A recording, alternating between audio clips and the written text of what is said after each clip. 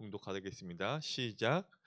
우리 각 사람에게 그리스도의 선물의 분량대로 은혜를 주셨나니 우리 각 사람에게 그리스도의 선물의 분량대로 은혜를 주셨나니 아멘. 오늘 본문 말씀을 중심으로 하나 속의 다양성입니다. 오늘 본문 말씀을 중심으로 하나 속의 다양성입니다. 하나는요, 주 안에서 하나 되게 하신 교회 안에서입니다.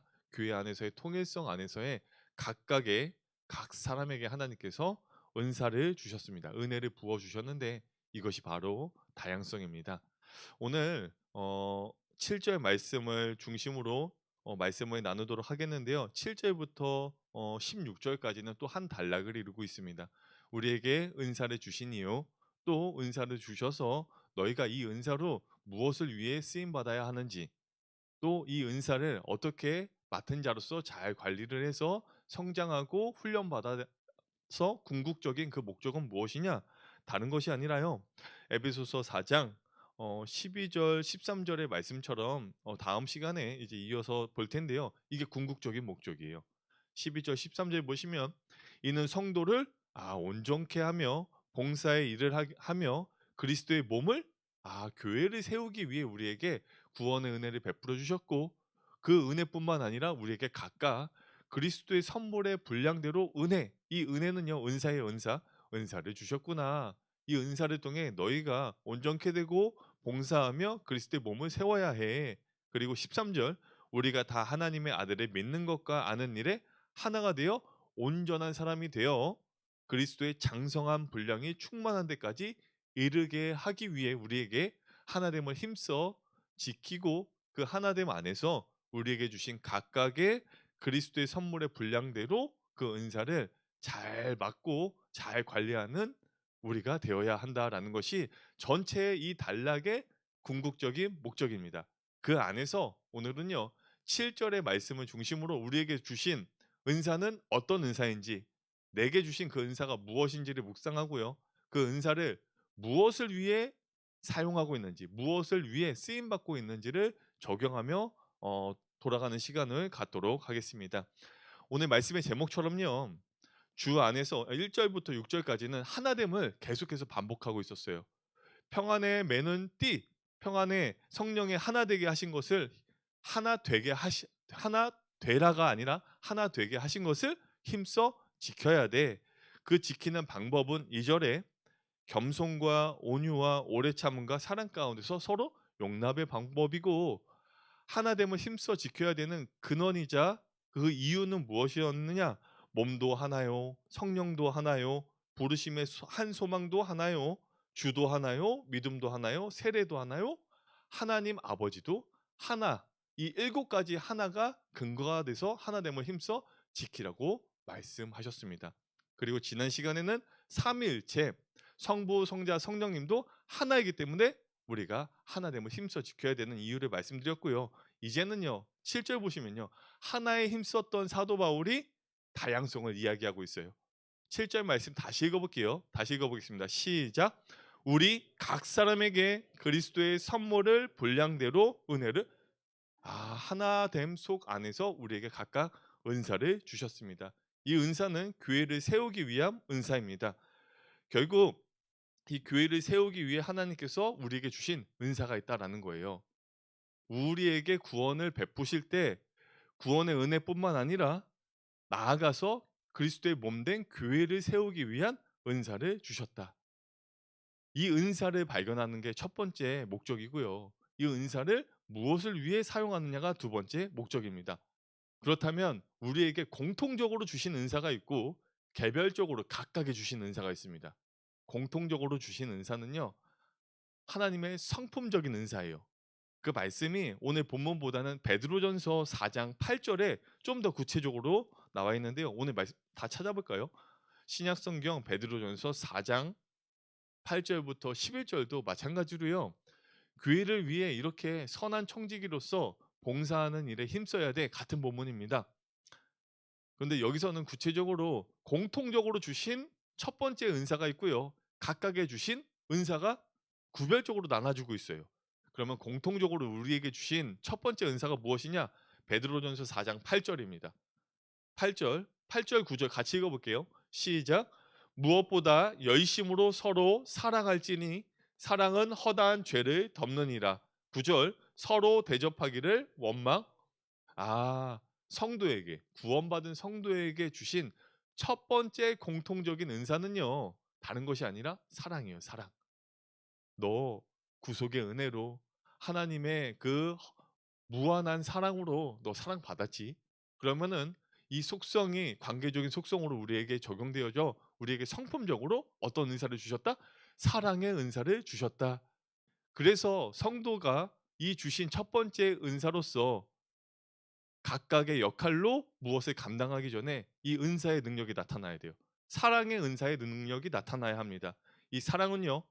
8절에 베드로전서 4장 8절에 우선순위와 어떻게 사랑해야 되는지를 말씀하고 있는데 무엇보다도 가장 우선적으로 해요. 우선순위로 어떻게? 열심으로. 이 열심은 우리의 인간의 특性과 노력 이런 열심이 아니라 변함이 없다라는 원어의 뜻이 있습니다. 어떻게요? 변함이 없이.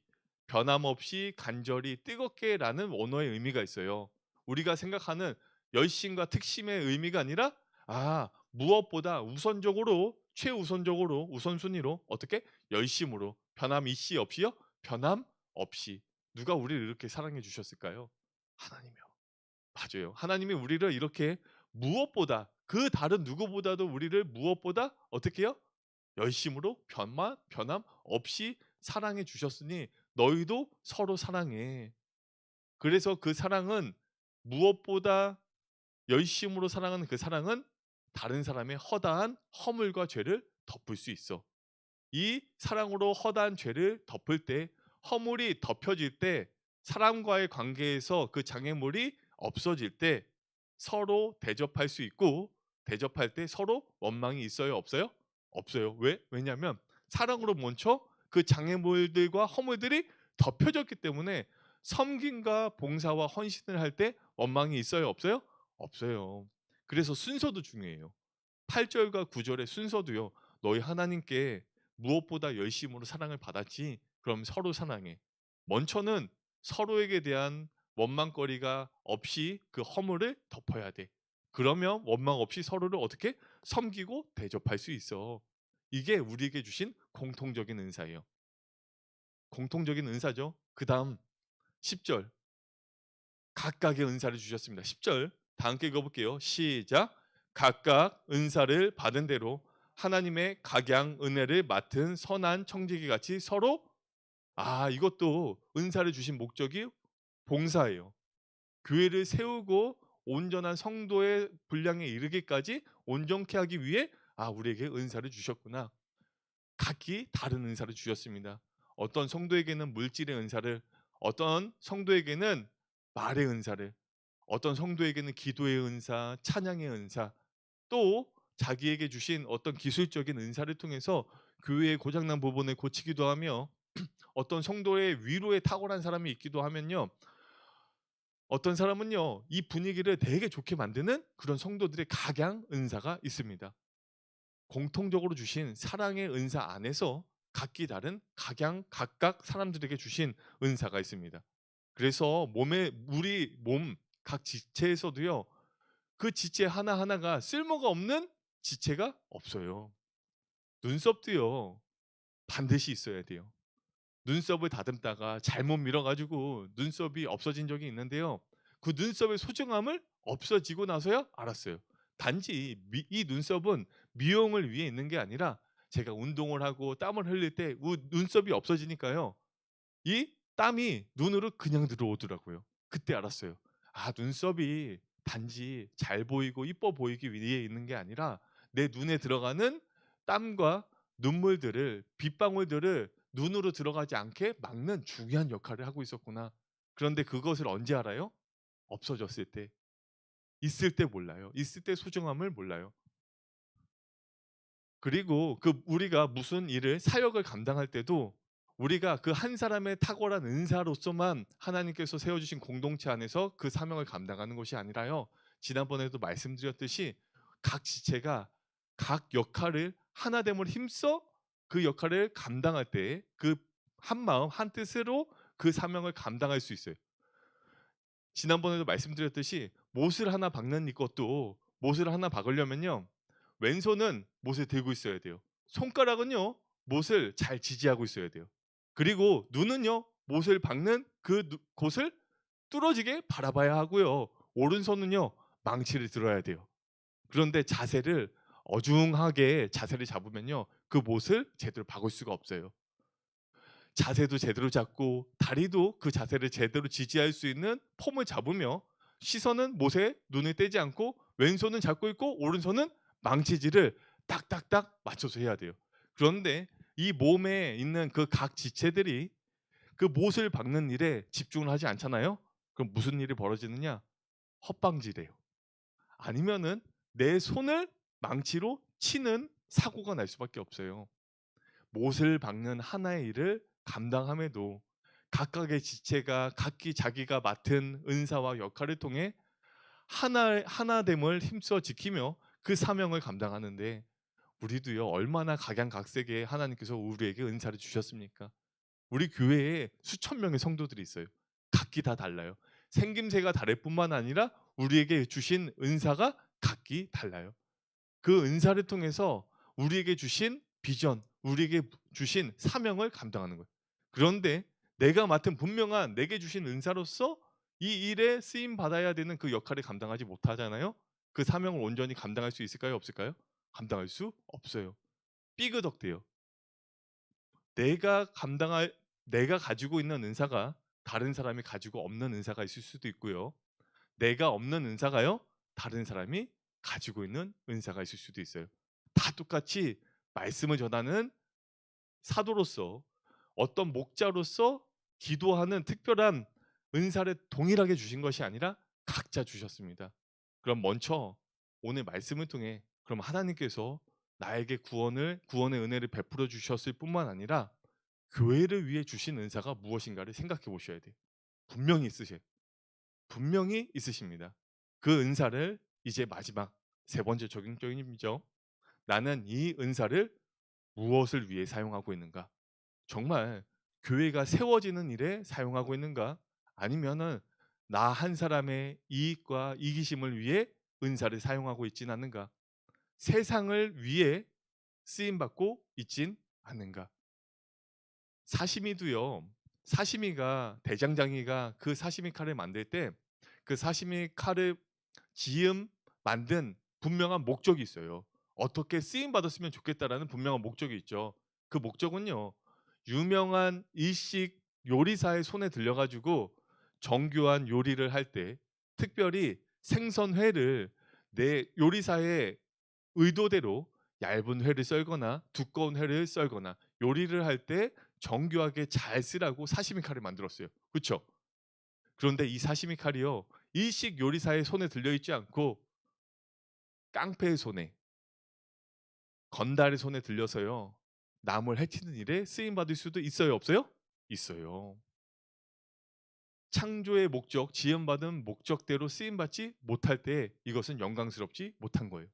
영광스럽다라는 말은요. 창조의 목적, 구원의 목적대로 쓰임 받을 때 그것은요. 영광스러운 거예요. 단지 하나님께 영광을 올려드리는 그런 의미를 떠나서 좀 더 구체적으로 영광의 의미를 설명드리고 있는데요. 영광스럽다라는 것은 목적에 부합됐을 때 그것이 바로 영광이에요. 특별히 하나님 나라 일에 하나님께 영광스럽다라는 것은요. 내게 주신 은사, 내게 나를 창조하신 목적, 나를 구원하신 목적이 하나님께 예배드리고 하나님을 찬양하기 위함이며 내게 주신 은사를 주신 목적은 다른 목적이 아니라 하나님 그리스도의 몸된 교회를 세우기 위해 나에게 은사를 주셨어요. 그 은사를 이제 누구를 위해 사용하고 있는가? 내게 은사가 있다면 은사를 발견했다면 나는 그 은사를 무엇을 위해 쓰임 받고 있는가? 사시미는요. 이 사시미의 은사는요. 사시미가 영광스러운 것은요. 요리에 쓰임 받을 때 사시미는 영광스러운 거예요. 우리에게 주신 물질의 은사, 헌신의 은사, 교제의 은사를요. 교회를 위해 쓰임 받을 때 그 은사는 영광스러운 거예요. 반면 교회가 아닌 그 목적에서 벗어난 나의 개인적인 이익을 위해 세상에서의 성공과 명예와 어떤 권력을 이루기 위해 나의 지혜와 지식과 언어와 많은 물질의 은사를 그곳에만 투자하고 있고 그곳에만 쓰임 받고 있다? 영광스러운 걸까요? 영광스럽지 못한 걸까요? 영광스럽지 못한 것입니다. 비록 세상에서 쓰임 받지 못할지라도 교회에서 나의 은사를 쓰임 받고 있다? 이것이 영광스러운 것입니다. 오늘 말씀을 통해 정리해 보겠습니다. 첫 번째, 하나님께서 우리에게 구원의 은혜를 베풀어 주셨을 뿐만 아니라 공통적으로 우리에게 주신 첫 번째 공통적인 은사가 사랑의 은사였습니다. 이 사랑의 은사를 통해 더욱 하나됨을 힘써 지켜야 돼요. 사랑은 어떻게 하는 거냐? 무엇보다 다른 것보다 우선적으로 최우선적으로 어떻게 해요? 열심으로 변함 없이 사랑하는 것인데요. 이 사랑이 다른 사람의 허다한 죄를 덮습니다. 이런 것이 덮어져야 서로 원망 없이 시비 없이 서로를 섬길 수 있어요. 이게 공통적인 은사고요. 두 번째, 하나님께서 우리에게 각자 은사를 주셨어요. 분명히 있으세요. 본인은 아실 거예요. 이 은사가 무엇인지를 발견하셨다면 세 번째로, 내게 주신 이 은사를 무엇을 위해 쓰임 받고 있는가? 내게 주신 지혜와 지식과 물질과 내게 주신 탁월한 특별한 전문적인 그 능력을 무엇을 위해 쓰임 받고 있는가? 비율이 분명히 있을 거예요. 내가 세상을 위해 세상 일을 위해 쓰임 받고 있는가? 아니면 교회를 세우는 그 일에 쓰임 받고 있는가? 교회를 세우는 일에 우리에게 주신 분명한 목적임을 알고 이것에 쓰임 받고 이 은사가 더욱 개발돼서 온전한 성도가 되어 하나님 나라를 이루는 그 일에 쓰임 받는 저와 성도님들 다 되시길 주님의 이름으로 축복합니다. 기도하겠습니다. 사랑과 은혜가 크신 거룩하신 하나님 아버지, 오늘도 말씀과 기도의 자리를 통해 하루를 시작하게 하시고 말씀을 통해 하나님의 변함없고 죄인을 향한 무조건적인 사랑을 알게 하시고 그 사랑의 은사로 성도들 간 하나 될 수 있는 원리를 알려주시니 참으로 감사합니다. 뿐만 아니라 나에게 구원의 은혜를 베풀어 주실 뿐만 아니라 각각 성도들에게 지체들에게 주신 은사와 역할이 분명히 있음을 발견하게 하시고 그 은사를 하나님 나라를 세워가고 교회를 세워가고 복음을 위해 쓰임 받고 있는지를 되돌아보게 하셨으니 주님, 내게 주신 은사를 존귀히 여기며 감사하며 그 은사를 교회를 세워 나가는 그 일에 모두가 힘써 하나 되어 그곳에 쓰임 받고 하나님께 영광이 되는 우리 모두가 되게 하여 주시옵소서. 나의 은사를 통해 다른 지체를 섬길 수 있는 마음을 주시고 나의 기도의 은사를 통해 다른 영육 간에 힘들어 있는 그 지체를 위해 기도할 수 있게 하시고 나의 은사를 통해 다른 영혼들이 다시금 주께 돌아오는 전도의 사명을 감당할 수 있도록 인도하여 주시옵소서. 감사드리오며 거룩하신 우리 구주 예수 그리스도의 이름으로 기도드립니다. 아멘.